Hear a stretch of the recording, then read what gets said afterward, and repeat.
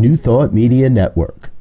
We are a global broadcast network of positive music, media, and entertainment, inspiring humanity's evolution along the journey of enlightenment and creating a world of love, peace, empowerment, and prosperity for all.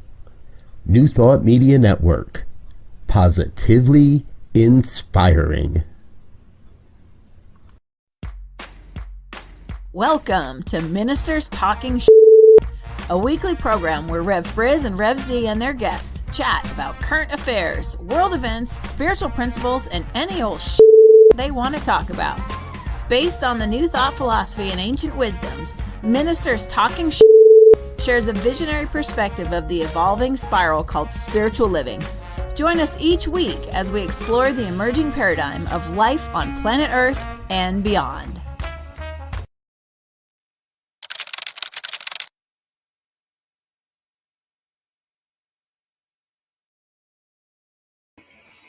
And good morning, dear ones. Rev BRZ with you over here. Rev Z right here. And we're a couple of ministers talking shit. And this happens every Friday morning, 7 a.m. on the Mountain Time Zone. We come together. Now, we're not here to try to solve all the concerns in the planet or any of that stuff, but we are here to take a new thought look and a new perspective on some of the stories of the week, some of the stories of the day. Today, we're calling this show Justice on Trial, which is pretty appropriate. As Z and I were preparing for today's show, we've got 4 different stories for you that highlight and showcase, and in some point, I hope, offers a sense of redemption or maybe healing for the criminal justice system. If you're following the news at all, you may know that Kyle Rittenhouse is on trial right now in Kenosha, Wisconsin, for the events of last summer. That trial has been with the jury for a few days now, since Monday afternoon, and Z and I have been talking about that in the past couple of weeks. Not an awful lot new going on there, other than some legal wrangling here and there. I guess MSNBC did pull one of their producers was being a little too aggressive and following the jurors bust back to and all this and trying to get ahead of the story. Relax, we'll get to it. But I know this isn't really the bigger story. I think in the trial world, we have 2 cases right now, this and the Arbery case in Georgia, which is still has not been sent to the jury. You've been watching that one a little bit more than I have, I think. Z, tell us about that one a little bit. Yeah, a little bit. They got these 3 guys, a father and son and a neighbor, that are charged with the killing of Ahmaud Arbery, who was out jogging, and these guys were playing some neighborhood cop citizens arrest thing based on a law that was put on the books back during slavery time, that was which is just mind-blowing that it was just recently abolished or turned down. I mean, within the last 5 years or so. And they are now, trying that case. And one of the guys, the son, I forget his last name right now, he was a military police in the Coast Guard or something, and so they're trying to play that up like he knows how to do that. But it's like, dude, this guy was running. The owner of the property has stated in the trial that Arbery was not doing anything in his house that was wrong or burglarizing it, because he had cameras in the house, and he said there are people constantly coming in and out of the house looking at the floor plan and the layout of everything. So how did he get chosen as the one we gonna do the citizen arrest on out of everybody else in the parade of people going through the house? Yeah. So that's and on top of that, you have a city that I've heard different numbers, somewhere between 25 to 50% black in the community, but there's only one black person on the jury out of 12 people. On on the jury. Exactly. That's a bigger part of both of these cases is how do we determine and identify a jury of our peers or someone's peers? Now, in the Kyle Rittenhouse case, they've got this wild thing where they had 18 people that heard the whole case, but only 12 of them are going to deliberate it. No. And so Kyle had to pick the 6 people that went away that weren't going to listen to it. I forget which way it went. It's a very strange thing, but it's not, that's old time for them. That's, it's part of the broken system, but it wasn't set up to try to give this white kid an advantage. In this Arbery case, there's a lot here that really feels like, man, we're going to bend over backwards to try to find a way to make it justifiable for these white guys. And let's be honest, this guy's out jogging. He's got nothing on him. They got trucks and guns, and they're chasing him around the neighborhood. This, GTA does not stand for Georgia. Right? This is not a video game, people. And everything I keep hearing, these guys they thought they were their own personal little police department. Yeah.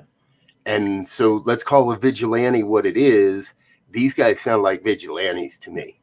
Well, and then even if you flip over to the other young man, Rittenhouse, I mean, he's 17 at the time. He's walking down the street with the assault rifle. Now, you can't even give him credit to say he was in the Boy Scouts or he was in the, the junior ROTC. I mean, he has no kind of training for any weapons, it appears, right? Definitely, and he may have went to a good gun range or something, but he definitely didn't have any organizational training, right? And yet they're entertaining motions to throw the whole thing out and say that after there are 2 charges that they're trying to get a mistrial on. One would mean that they'd have to redo the whole thing. One would mean they throw the whole thing out and he would be scot-free because he couldn't do double jeopardy. Now I'm like, if they do that, that's going to be ooh. And prayers for Kenosha, folks. Prayers for Kenosha right now, because I try not to talk about these things too much, but there are tensions building, and there are people massing, and there are people that are getting together and starting to await this verdict. Yeah. And I agree with you, Z. I saw a meme yesterday. If a 17-year-old couldn't be on the streets with a gun, none of this would have happened. If we had better control over how people get their hands on weapons, and this kid, wow. And the other thing, I have to go look this up because I'm not clear on whether he picked the gun, because I saw the 20-year-old something guy who supposedly bought the gun for Kyle. And I don't know if that transfer of property took place in Chicago, in Illinois, or in Kenosha. I believe it happened in Kenosha. I believe the weapon was, I might be wrong. Folks, if you're following this one and you know more than we do, put it in the chat box. I believe the weapon was in Wisconsin. He picked it up in Wisconsin, okay. And so I don't believe it's been state line. Because if nothing else, if he crossed state line, that's a felony right there. Right. And there's been that question, why hasn't the mother been held responsible for transporting him and the gun across state lines?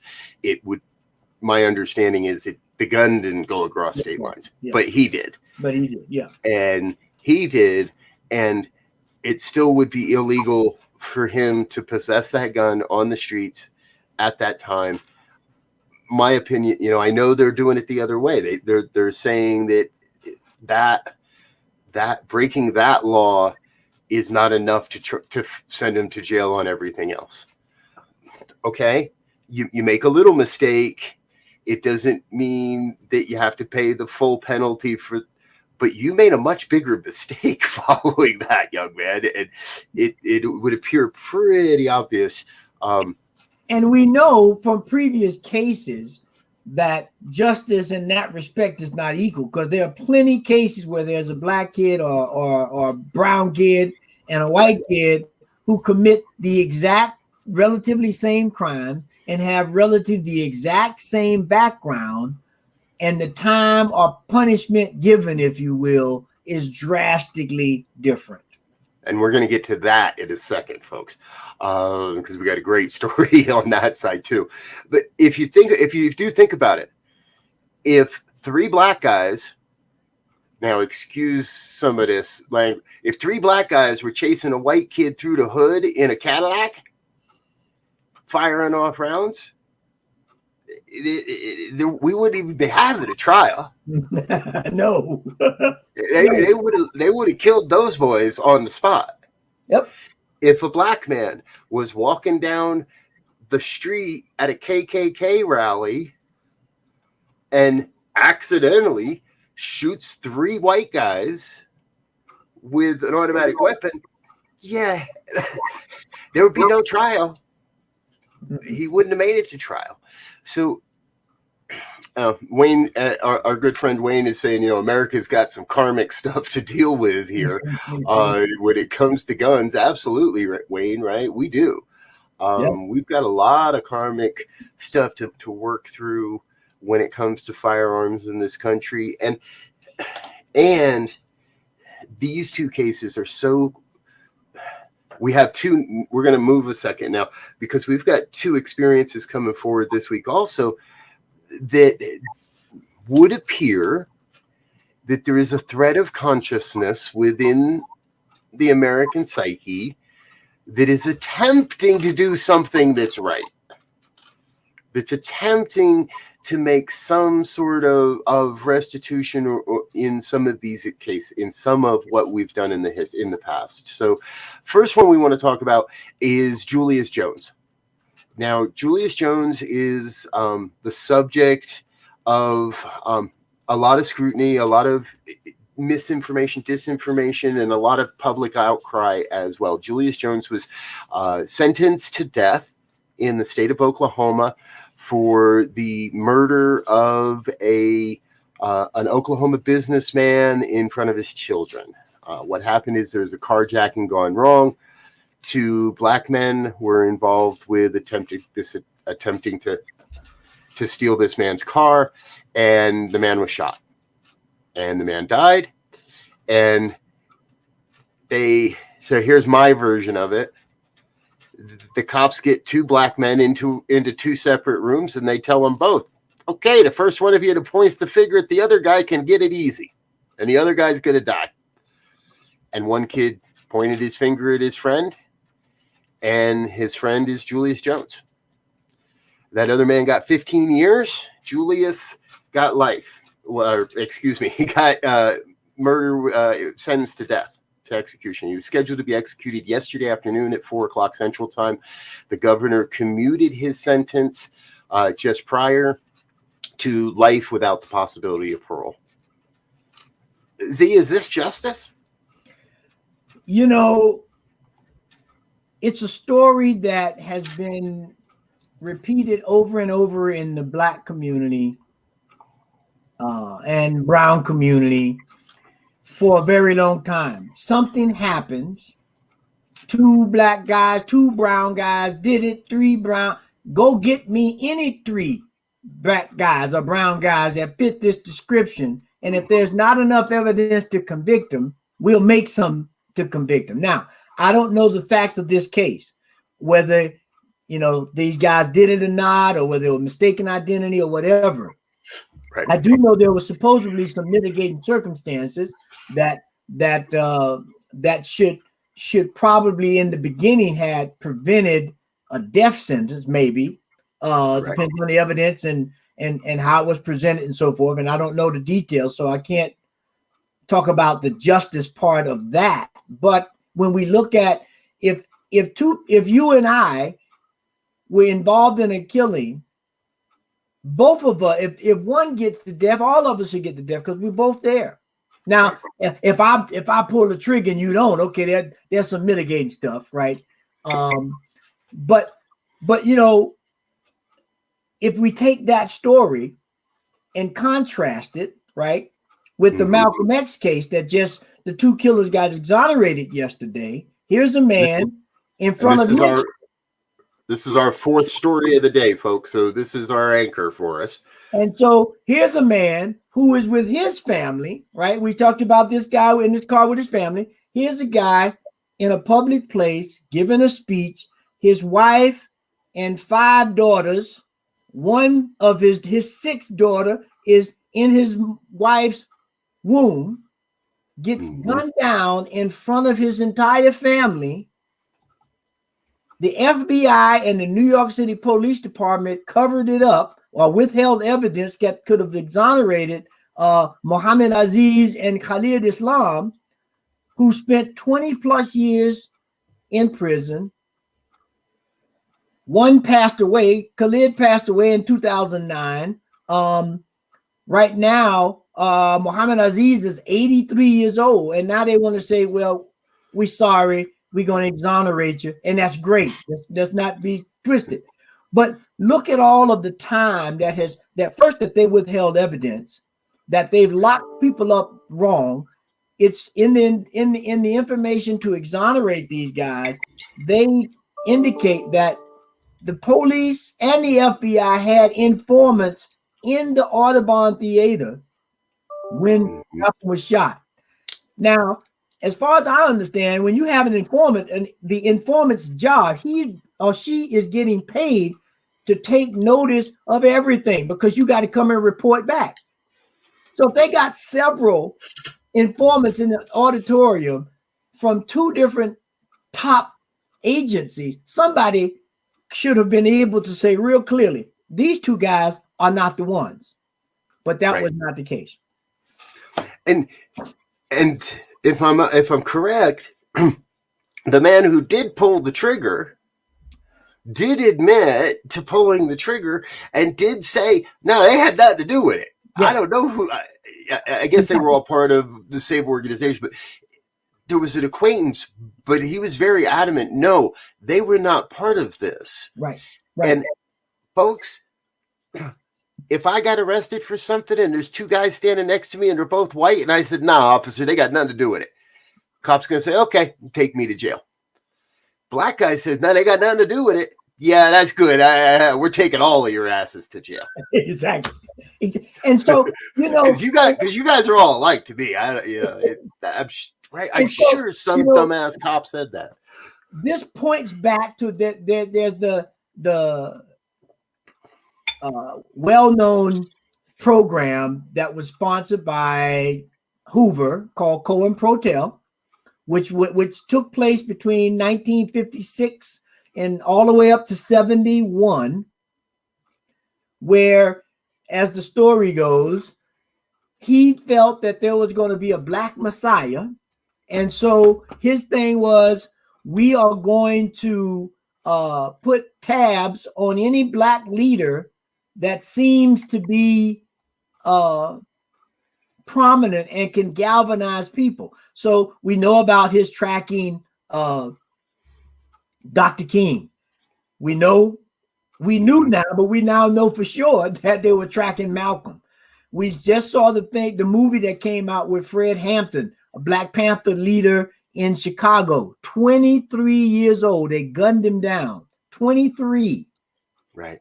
I mean, you got all of these, and those are just a thumbnail of the stuff that they did, or the papers that's been released. When you look at some of the papers released, they redacted so much it don't even make sense to read the thing because they're trying to hide so much. And I would submit some of that kind of policing, that justice, that investigation is still going on right now. And we have some conscious lawyers and some evidence gatherers who are pulling this stuff back out of the archives and saying, this doesn't make sense.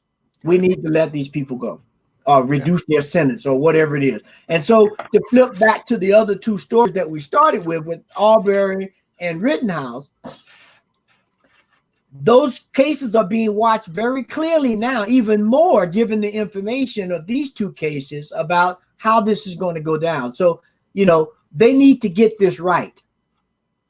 I mean, there's no way we can cast a whole lot of stuff around Rittenhouse, but there's no way to change. Two people have died and one person was injured, and he's saying he was threatened for his life, but they didn't. Only one of them had a gun. I think one guy did have a gun and fired in the air, but the other two people didn't. So he's chasing them. He's running away, and one guy has a bag. I mean, okay, you're threatened for a bag, dude. You got an assault rifle. You can just pull the trigger and mow everybody down. Yeah. Then you go to the Arbery case where somebody's trying to make us play police, play cops and robbers, and there's no consequences. So it's going to be interesting, to say the least. Yes. And I got a good feeling that, you know, at least the Rittenhouse crowd, they're probably going to want to get home in time for Thanksgiving, don't you think? So we could very well see the other one. They might just deliberate a few days of break for Thanksgiving. It might be a little bit longer in Georgia, yeah. But I do believe that they're going to do closing arguments in that case today. In Arbery's case? Yes, I heard. Okay. I believe both the defense has rested their case, and closing arguments are going to happen today. That jury might get this afternoon, might get this to the jury on Monday, and we might have a verdict on that before the end of next week as well. Our show next Friday, could be filled with all kinds of interesting stuff, right? But I want to go back to the Malcolm X case and the exoneration of these two men, because, again, how do you give somebody back 40 years of their life, 50 years of their life? Right? The man's coming out of, and we now know, as we're saying, that in the United States, we did a lot of dirty shit to keep white privilege in place, to keep white power in place. And you know, I'm not saying we got to link. This is not, you know, put every white man on trial for the sins of our fathers, because I don't want to put every black man on trial for the sins of their fathers either. Mm-hmm. We're all flawed individuals. And I believe we're here to create a world that's working better for everyone. Mm-hmm. That means we have to come to some reconciliation on all of this. But how do we give this guy 40, 50 years of his life back? Is it even remotely possible? No, not even possible. And so there goes the other part of this, right? I mean, we have the Innocence Project that has found a lot of people were railroaded, and they've gotten them out, and these people have to give some kind of restitution to these people that have been incarcerated 10, 20 years of their life. You know, their whole ability to create a life and have a livelihood was destroyed based on trumped up stuff. And I would just guess, you know, they can't go back and do all these cases because they're going to be broke, right? They're going to have to pay these people something. And how do you, right. how do you put a value on someone who's been in jail for 30 years? You don't know what they could have been. An engineer, they could have been an astronaut. You don't know so how do you value that?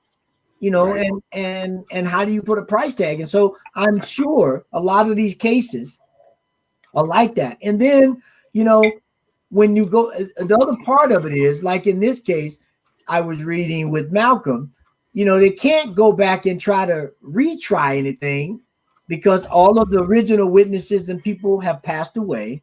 All of the evidence is probably disintegrated in a vault somewhere, or been lost or mislabeled or who knows what. So now it's just like, oh, well, oopsies, we made a mistake. We're going to let you out and call it good. Well, no, it ain't that easy. Sorry, our bad. Not that easy. And you know, one last thing, I was reading one article, and even all this time later, almost 60 years later, the article said the firebrand leader Malcolm X. I mean, now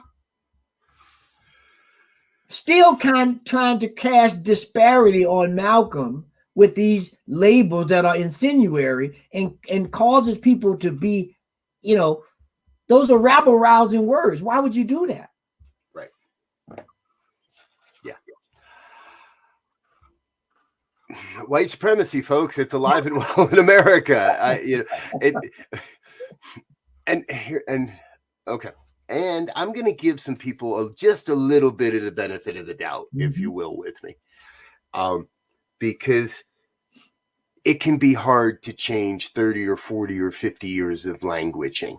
It can be hard to change 10 years of languaging. If you've known, if I've known you as a black man for going over 10, 15, 12 years now or whatever, if all of a sudden I had to say, oh, he's a white man, that ain't going to happen overnight. It's going to take me some time. So people are going to make some mistakes. They're going to say things that they're more like oh shit, I'm sorry. I know better. I shouldn't have said that. However, I would hope there would be an editor that would have caught that one. Yeah, there should be somebody looking over their shoulder saying, yeah, that's not really racially sensitive right there. Right, exactly. And for everyone that's doing what they can, for everyone that's making the attempt, kudos, amen, thumbs up. Let's give you high praise, because this is a shift for everybody. And I'm really happy it's happening right now. Yeah. So we don't know what's next. Reparations, more exonerations. The Innocence Project. This was a 22-month investigation between the Innocence Project and the New York District Attorney, I think it was, or whatever, that got to the point where a group of people finally said, okay, yes, we absolutely have to not commute the sentence, but absolutely exonerate these two men of any involvement in that incident. And for those who are interested, there is a documentary on Netflix that spawned this reinvestigation. It's entitled "Who Killed Malcolm X?" It's a 6 or 7 part documentary that goes into the evidence, and they were able to archive with some live footage and some interviews with people who were still on the scene. That caused the district attorney office, in New York, to say, we need to look at this again. Yeah. And that spawned this. And after a unbiased, if you will,